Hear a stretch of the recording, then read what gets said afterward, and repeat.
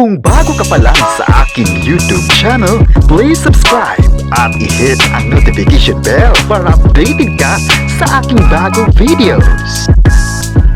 Kim Pao, numero 1 sa Pinas, United Arab Emirates at Qatar. Kim Pao fans, bakit masaya sa dalawa? Ang buong detalye, alamin!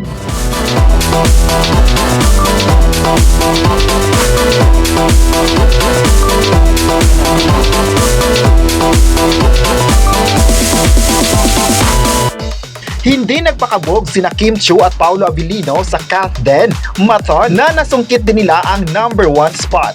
Nangunguna ang romantic comedy film nila na My Love Will Make You Disappear sa Netflix Philippines, United Arab Emirates at Qatar matapos nitong maging available sa streaming platform noong July 10. Nakakuha din ito ng mataas na ranking sa iba't ibang bansa kung saan umabot ito sa number 4 sa Kuwait at Bahrain, number 5 naman sa Hong Kong at number 6 sa Singapore.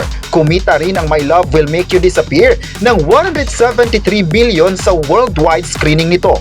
Pinangunahan ng direktor na si Chad V. Vidanes ang My Love Will Make You Disappear na hango sa kwento ni Prime Cruz at screenplay ni na Patrick Valencia at Isabela Policarpio. Kasama rin sa pelikula sina Wilma Dasent, Lovely Abilia, Benji Manalo, Nico Antonio, Migs Almindras, Martin Escudero, Katrina Bautista, Jeremiah Lisbo, Melay Canteveros at marami pang iba. Dahil dito, marami sa mga Kim Pao fans ang excited at masaya sa dalawa. Maalalang ang dalawang kapamilya stars na sina Kim Chiu at Paolo Abilino ay nagmarka talaga ang kanilang mga serye na ginawa at dahilan na ipinalabas sa isang streaming platform na Netflix. Ngayong araw nga ay pasabog ang pag-trending ng dalawa sa social media kung saan marami nga sa mga viewers at fans ng Kim Paulandia ang nagbibigay support para sa dalawa. Kinongratulate nga ang dalawa dahil sa success ng kanilang serye at movie na ipinalabas nga sa Netflix. Marami sa mga netizens ngayon ang humanga sa dalawa at ipinakita pa ang love at support para sa kanilang bagong serye na The Alibi. Mapapanood rin ang dalawa sa usap-usapang Korean adaptation na gawan din ito ng Pinoy version. Ang Crash Landing on You ay papasok na nga sa taong 2026.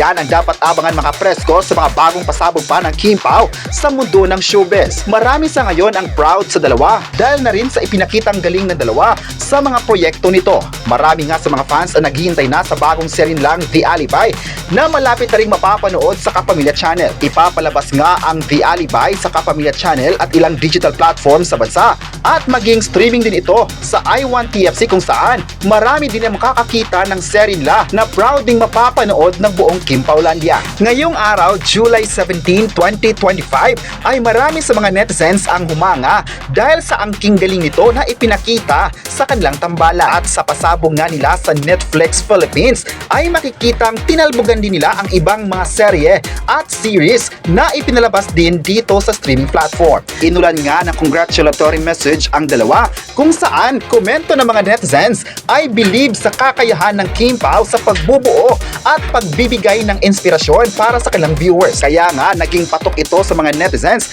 dahil sa kanilang ipinakitang galing sa pag-arte ng iba't ibang karakter na excited talaga ang lahat ng mga viewers. Hot topic ngayon ng netizen ang finale week na Incognito. Hindi kasi sila maka-get over sa ganda ng action serye na pinagbibidahan ni na Richard Gutierrez, Daniel Padilla, Ian Veneracion, Maris Racal, Kyla Estrada, Anthony Jennings at Baron Geisler. Mula kasi umpisa hanggang dulo ay na-maintain ng serye ang kanyang magandang story, action scenes, stunning visuals at bonggang locations. Puro papuri nga ang mga nababasang komento tungkol sa Marawi chapter ng serye na pwede raw itapat sa mga international war drama. May mga nagsabi pang proud Pinoy sila dahil sa Incognito na best TV show ng Pinas ngayong taon. Trending din ang pagkamatay ni Jaguar o Miguel na ginagampanan ni Baron na napamahal na rin sa mga viewers. Dito na nga sa serye ay muling napamahal ang mga fan kay Baron dahil karamihan sa mga komento na nabasa nila ay nagpetisyon na buhayin si Miguel. Marami naman na nagulat sa twist o revelation sa finale episode ng Incognito na lumabas nitong July 15 sa Netflix kung saan buhay pa pala ang karakter ni June o Diego, nakapatid ng karakter ni Daniel na si Andres O. Wolf. Marami nga ang naanti at naiyak sa eksena, lalo pat nagpaalam si Diego sa kanyang kuya Andres. Bet na bet nga ang eksena na yon dahil kahit nakakaiyak ay hindi naging OA sa iyakan at drama ang naging acting ni Daniel at Luis. Nag-shine din talaga si Daniel sa seryeng ito, lalo na sa scene na yon. Sa finale na hugot mula sa puso ang emosyon na ibinigay sa kanyang karakter at mata pa lang ay umaarte na at talagang mapapaiyak ka.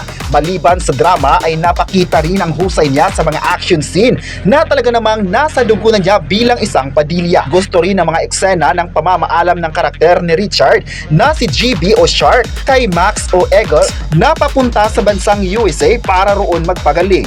Chilang, walang iyakan at kadramahan sa nasabing scene pero dama mo pa rin ang emosyon ng bawat karakter. Yung mga ganong klaseng eksena ang gusto ng mga tao sa Incognito na malayo sa nakasanayan nilang teleserye na tudo ang hagulgol ng mga karakter para lang masabing dramatic o nakakaiyak ang eksena. Nagpakilig din sa finale episode ang Mathon love scene kung saan pinag-usapan ng kanilang karakter na si Gab at Monkey ang tungkol sa annulment nila. Nakakaaliw din ang pagkanta ni Tomas ng kantang Liwanag sa Dilim na theme song ng serye kung saan binago niya ang ilang lyrics nito na talaga namang ikinatuwa ng mga viewer. Kailangan ding tapusin ang end credit ng finale episode dahil may post-credit scene ang karakter ni Ian Veneracion na si Contractor. Sa nasabing post-credit scene ay nasa Norway si Contractor at may kausap sa cellphone.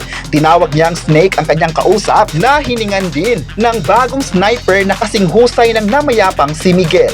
Ngayon pa lang excited na ang mga fans sa second season ng serye at kanya-kanya na silang hulaan kung sino si Snake at kung sinong actor o actress ang gaganap na bagong sniper. May ibang nagkomento na sana si Angel Locsin ang gumanap na Snake sa book 2 ng Incognito. Well, marami kayang mga netizens ang gustong isama si Angel Locsin sa bagong kabanata ng Incognito. Marami din kasing mga naghanap na kay Angel Locsin na mapanood siya sa bagong serye ng ABS-CBN at sa kanyang matagal na pamamahinga sa showbiz ay may ilan sa mga netizens ang gustong mapanood ito muli sa mga serye ng Kapamilya Network. Yan ang dapat abangan ng mga viewers kung ipapasok nga ba si Angel Locsin or magbabalik na siya sa showbiz. Pero wala pang kumpirmasyon kung babalik na nga si Angel Locsin sa Kapamilya Network dahil busy nga sa kanyang buhay kaya hindi pa ito makapagbigay ng komento kung kailan nga ba siya babalik ng showbiz. Marami nga nagsabi na isang magaling na actress si Angel Locsin na bagay din sa karakter bilang isang sniper. Pero may mga netizens din naman na sa pagbabalik niya ay sana siya pa rin ang bida. Kitaan din ang husay at galing si Angel sa ilang mga action scenes at action serye ng ABS-CBN